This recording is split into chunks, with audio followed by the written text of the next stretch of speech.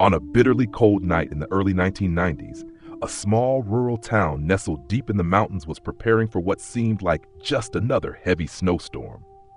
But as night fell, things took an eerie turn.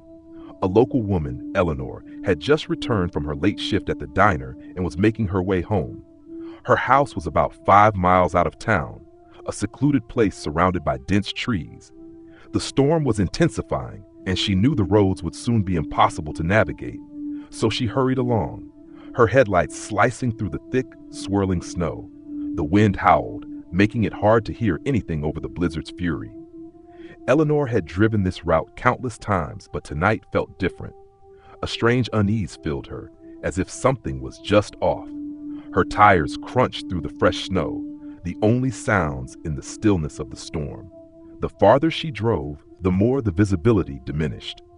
Snowflakes whipped against her windshield like tiny daggers, and the familiar road signs became shadows in the distance. It was then that she saw something that made her stop in her tracks, a figure standing in the middle of the road, motionless, barely visible through the storm. She slammed on the brakes, heart racing, but the figure didn't move. She blinked, convinced it was just a trick of the snow. But when she looked again, it was still there, just standing in the middle of the road, staring at her car. Something was wrong. It wasn't just a snowstorm. It was him. Her breath caught in her throat. It was a man, though his face was hidden under a thick layer of ice and snow. The man seemed to be staring at her with an unnatural calm, as if he wasn't bothered by the frigid temperatures or the dangerous storm. Eleanor felt a chill crawl down her spine. She considered honking the horn, but the thought of alerting the strange man, who was so still in this storm, felt too risky. She tried to reverse, but the snow had already piled up behind her car, trapping her. Her mind raced, and she fumbled for her phone to call for help, but there was no signal. The isolation of the area hit her like a wave, and she knew she was completely alone with no way to contact anyone. The man was still there. Slowly, he raised one arm, pointing at her car, then made a slow, deliberate movement toward her. Panic surged in her chest, and she quickly locked the doors, though she knew it wouldn't matter if the man meant her harm. The man was getting closer. She could see his features now. His clothes were caked in snow, and his face looked pale, almost ghostly. As he reached the edge of her car, he stopped and leaned down, his face right against the window. Eleanor could see his breath fogging up the glass. He didn't speak, just stared. His eyes were dark, hollow, empty. Terrified, Eleanor slammed her foot on the gas pedal, desperate to get away. But the car lurched forward and then stuck in the snow once again. She tried again, harder this time, but the car wouldn't budge. Panic set in fully now. She looked through the rearview mirror to see if the man had moved, but he was still there, just standing, staring. Seconds felt like hours as she frantically tried to get the car out of the snow. Suddenly, she heard a sound, a faint scraping noise, like fingernails against glass. It was coming from the passenger side. She froze, and her blood ran cold. The man was inside her car. The snowstorm outside had only worsened, the wind battering against the vehicle, but Eleanor was frozen with fear. She didn't dare move. She could feel him right behind her, his presence like a weight. She turned slightly, her breath catching in her throat. There was no one there, but the faint smell of decay lingered in the air. Her eyes darted around the car, frantic, until they landed on the back seat. Something was moving, slowly, and with an unnatural calmness. It was the same man, but now he was sitting in the back seat, inches from her. His dark eyes locked with hers once again, and a sickening smile spread across his face. Eleanor could barely breathe. Her fingers trembled as she reached for the door handle, but before she could open it, the car's engine sputtered and then died. Silence fell over the vehicle like a suffocating blanket. She turned to face the back seat, only to find it empty. The man was gone. Eleanor couldn't make sense of what had happened. She opened the door and stumbled into the snow, gasping for air, trying to regain control of her racing heart. She ran as fast as she could, following the road, though she had no idea how far she had to go. It felt like hours before she reached the first house in town, where she knocked on the door, shaking uncontrollably. They found her car the next day, still stuck in the snow, but there were no signs of the man. There was nothing unusual. except for the deep scratch marks on the passenger side window, as if something had tried to claw its way in. To this day, Eleanor has never been able to explain what happened that night. But she knows one thing for sure, that storm wasn't just nature's fury. It was something else, something unnatural, that stalked her in the blinding snow, and it's something she'll never forget. Story number 2. It was late winter when the snowstorm hit. A couple, Jared and Kelly, were driving home after a weekend getaway in the mountains, far from the nearest town. The storm had caught them by surprise, and what started as a light snowfall quickly escalated into a blinding blizzard. They found themselves stranded on a desolate stretch of highway, the snow piled up high on either side, and the visibility nearly gone. Jared, ever the optimist, kept trying to push the car forward, hoping the storm would ease.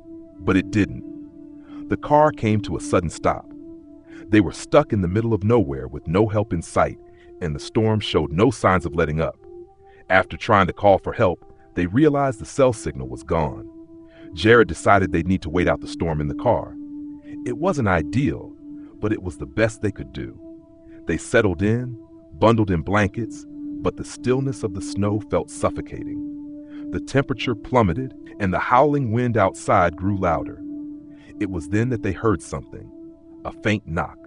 At first, they thought it was the wind against the windows, but the sound came again. Knock, knock! It was unmistakably coming from the roof. Jared's eyes met Kelly's in a moment of shared confusion and fear. He cautiously rolled down the window a few inches, but the howling wind rushed in, and the snow battered the car with an almost violent intensity. He couldn't see a thing in the whiteness beyond. Maybe it's just an animal, Kelly suggested nervously. Jared didn't answer. He pulled the window back up and locked the doors. The knocking continued, growing more insistent. Then there was a scraping sound, as though something was dragging itself along the roof of the car. Kelly's voice trembled as she asked, "What is that?" But Jared remained silent, staring out into the storm. The wind grew colder, and their breath began to fog up the windows. The knocking stopped suddenly, and for a moment, everything went eerily quiet. It felt like something was watching them from outside, waiting. They both knew it wasn't just the storm anymore. Something was out there. Then the door to the car slammed open. Jared jumped back in shock, but when he turned to look, no one was there. He rushed out of the car and checked, but there was no sign of any footprints, nothing but untouched snow. He was about to return to the car when he heard it, the faint sound of someone breathing, heavy and labored. He spun around, scanning the endless white, but he could see no one. As Jared turned back toward the car, something caught his eye.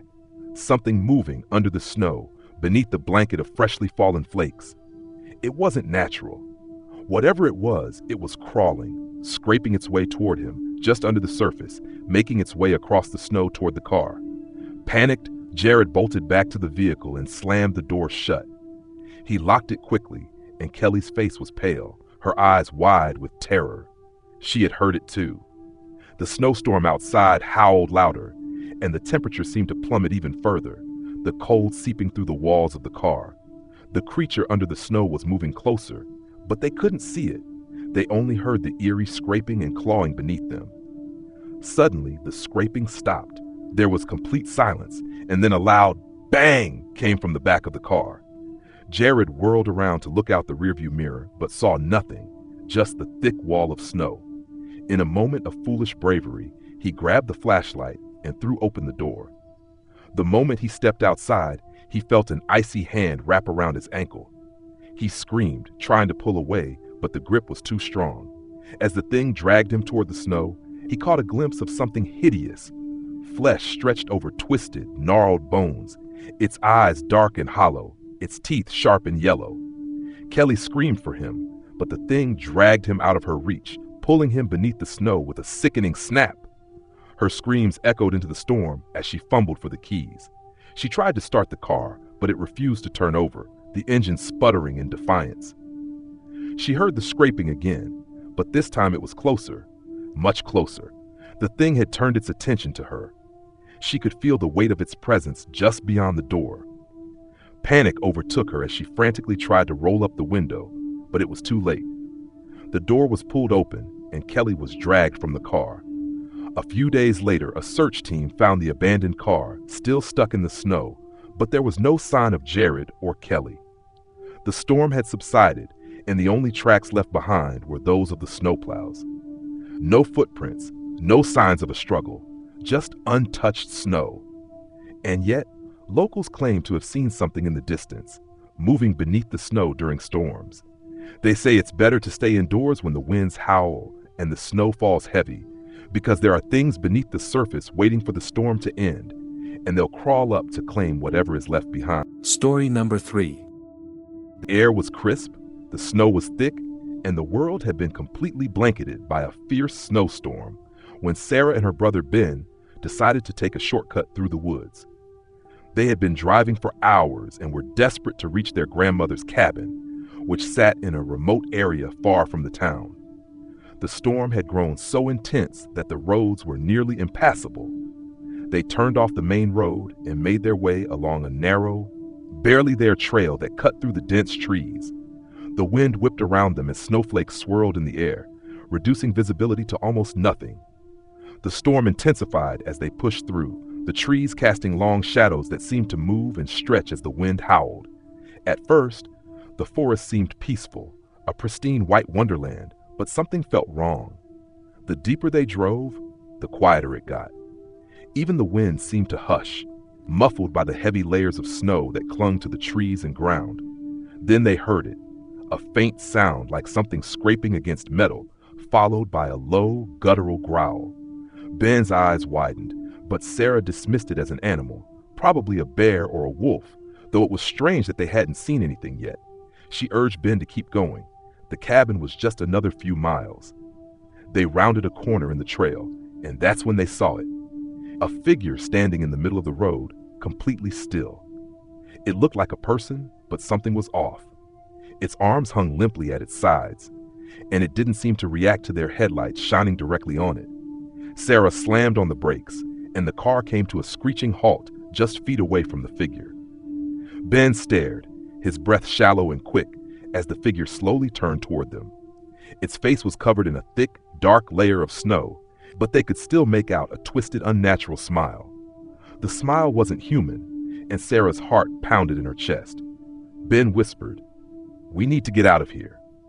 But before Sarah could respond, the figure began to shuffle toward the car, its movements jerky and disjointed, as if it were not quite in control of its own body.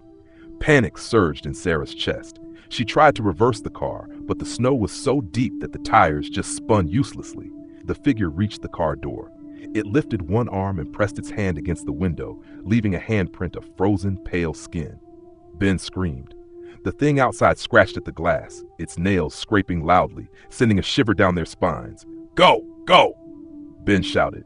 Sarah tried again, slamming her foot on the gas pedal. This time, the car lurched backward and gained some ground.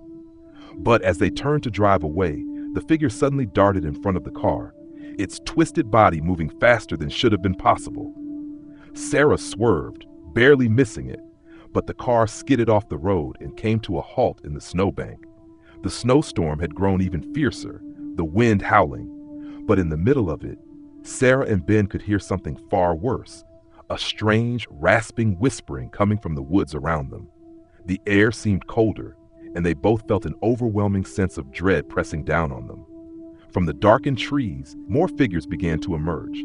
They shuffled toward the car, their movements jerky and unnatural, their faces frozen in grotesque, inhuman smiles. There were dozens of them, all covered in snow, their eyes hollow and lifeless. Ben tried to open the car door, but Sarah stopped him. "We can't stay here. We need to get out now." She gripped the door handle, but the temperature had dropped so much that her fingers were numb. The figures were getting closer. They could hear the scraping sounds again, the long, fingernail-like nails dragging across the snow. The whispers grew louder, but there was something else now, a guttural growl, like an animal, only deeper, more terrifying. As Sarah finally managed to open the door, they both jumped out and ran, their breath freezing in the air. The forest seemed alive with the sound of footsteps following them, the shuffling and scraping growing louder and faster. They ran deeper into the woods, their feet slipping in the deep snow. Suddenly, they stumbled upon an old, abandoned cabin. its windows dark and silent. Ben wanted to keep running, but Sarah dragged him inside, desperate for shelter. They slammed the door shut and locked it, but it didn't feel safe. The floor was cold, the air stale. The wind howled outside, but worse than that, Sarah could hear something moving, something scraping at the door. The cabin was quiet, too quiet. Then came a soft whisper from the darkness. "They are not like us." A chill ran down her spine. She turned toward Ben, but he was gone. Panic surged through her as she called for him. The silence grew louder. The floorboards creaked beneath her feet, the air heavy with a sense of impending doom. Then she saw it. Through a crack in the wall, just enough for her to see, a figure was standing in the darkness, watching her, waiting. The twisted smile was the last thing Sarah saw before the darkness overtook her. The next morning, the storm had passed. Authorities found the car buried in the snowbank, but there were no signs of Sarah or Ben. The woods around the cabin were searched, but they found nothing. No traces of the figures, no evidence of the struggle. It was as if they had vanished into the storm. Locals still talk about the place. They say if you venture out during a snowstorm, you can hear the whispers and scraping in the woods. And sometimes, if you're unlucky, you'll find yourself standing in front of the same figure, frozen in place, as the storm grows colder and the whispers grow louder. Some say those who hear the whispers never make